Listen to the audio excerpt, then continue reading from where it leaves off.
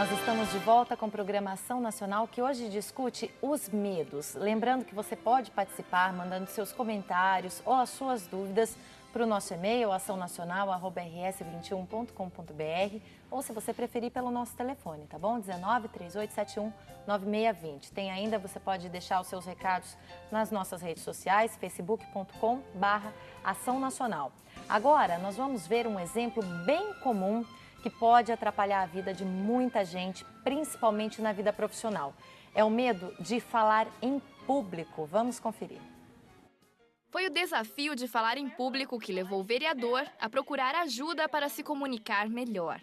Na realidade é uma dificuldade que eu sempre tive de pequeno, né? Mas até então não era tão necessário. Quando tive interesse em entrar na política, eu senti uma necessidade maior. Foi quando eu procurei daí melhorar, no sentido de falar melhor, se expressar melhor. Antes de se apresentar, a ansiedade tomava conta dele. Até vontade de ir ao banheiro antes várias vezes. Então, sempre ficava muito nervoso, como fico até hoje, na hora de ir.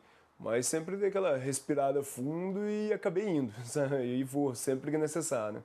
Segundo a psicóloga e fonoaudióloga, essas reações aparecem por conta do medo. Ela explica que existem os medos reais e irreais. Os reais são necessários e os irreais podem ser superados. Em relação ao medo de falar em público, eu acho que a maior parte das pessoas tem medo de errar em público. Se elas tivessem segurança de que aquilo que elas estão fazendo está correto, o medo seria quase que eliminado. O medo irreal de falar em público paralisa. Deixa o orador em pânico, o que pode gerar o tão temido branco.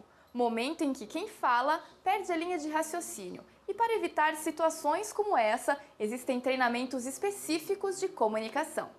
Quando você começa a conhecer as técnicas, as primeiras que diz respeito à organização de ideias, diz respeito ao seu objetivo, diz respeito a como se portar na frente das pessoas, é como se expor na frente das pessoas.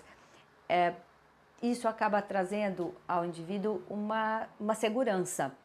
Segurança adquirida em meses de trabalho, mas mesmo com a superação desse medo, os novos desafios são constantes. E para você é mais difícil falar em público ou falar para uma câmera, por exemplo? Olha, a pergunta é difícil. Não, eu acredito que ainda seja a câmera, não tanto o público. Acho que a câmera ainda deixa um pouco mais desconfortável.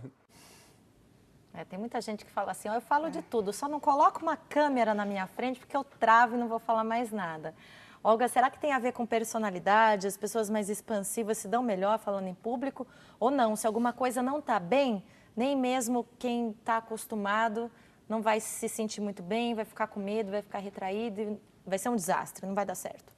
Na verdade, o que a colega psicóloga falou é exatamente aquilo, a pessoa tem medo de errar. Então, quando ela está exposta em público, ela quer acertar, ela quer fazer o seu melhor e quando ela termina de falar, ela quer aplausos, vamos dizer assim, né? Então, o que acontece é que, uma dica até para quem tem medo de falar em público, né? Concentre-se no que você tem a dizer, porque a pessoa que tem medo de falar em público, ao invés de se concentrar naquilo que ela tem para dizer, ela fica olhando a reação das pessoas. Então, por exemplo, tem uma pessoa ali na plateia que está bocejando, ela já interpreta como se estivesse entediante o que ela está falando. E se tem um grupinho ali rindo e conversando, ela acredita que eles estão rindo dela.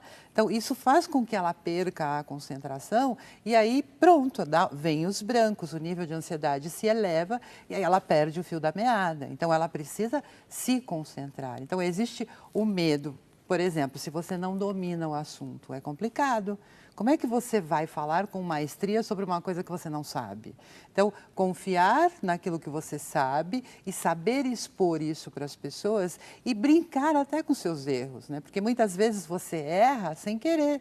Então, qual é o problema de você ser o primeiro a rir do seu erro? Você, digamos, relaxa a plateia, você brinca com você e acaba, digamos, seguindo com a exposição tranquilamente. Então, existem várias razões, né? Uma das razões mais comuns tem a ver com pais superprotetores, né? Pais que, digamos, crianças que são privadas do convívio social muitas vezes, então elas vão para a escolinha mais tarde, quando na escolinha já existem os grupinhos fechados, então ela se sente à parte. Pais que adivinham o que a criança quer, então a criança não consegue se expressar corretamente para conseguir aquilo que ela quer, ou pais que não prestam atenção no que ela tem a dizer. Então, tem uma série de fatores, fora a questão dos medos, a questão do nível de ansiedade, porque uma pessoa, quando ela está com nível de ansiedade elevado, ela tem brancos de memória, ela não consegue se concentrar, e aí fica difícil falar.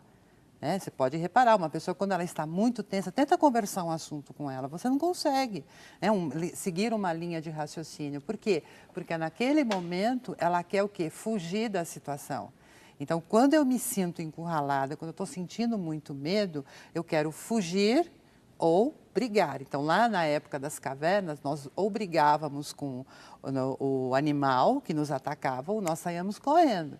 Né? Hoje em dia, a gente tem uma terceira alternativa, que é paralisar. Né? Então, muitas vezes a gente se paralisa diante do medo. Né? Então, imagina, a pessoa está lá falando em público, de repente vem um branco, ela não sabe o que dizer.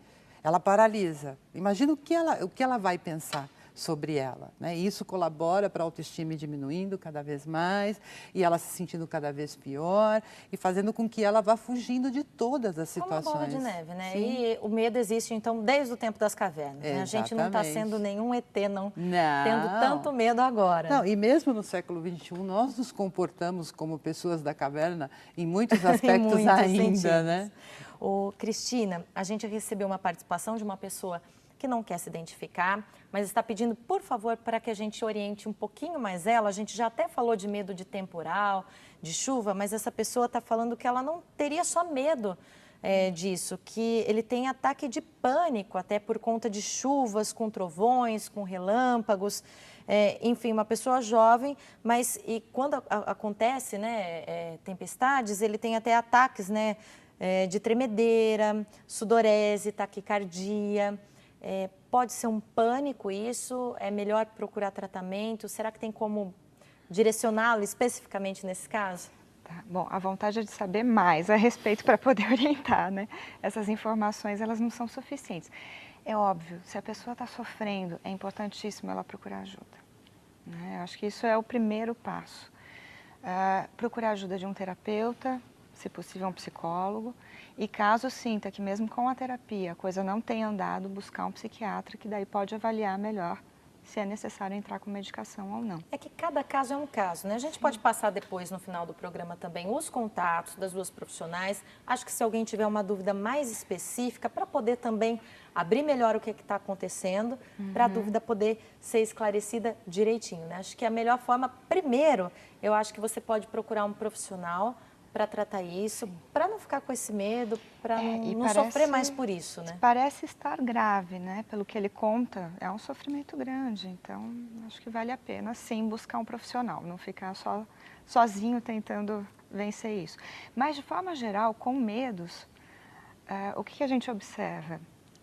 A pessoa, quando tem medo de uma determinada coisa, ela começa a evitar cada vez mais aquele estímulo. E o que a gente vê? Quanto mais ela evita, mais se cria um fantasma em torno daquele estímulo. Né? Menos conhecimento ela tem sobre aquilo, menos ela vivencia. Então, assim, a regra básica de tratamento, de uma forma grosseira, né? Sem pegar caso a caso, para tratar questões de medo. Quanto mais se evita, maior se torna o medo. Ou seja, começar a deixar de evitar aos poucos, se possível, entrar em contato com aquilo que é temido. Encarar, né? Sim.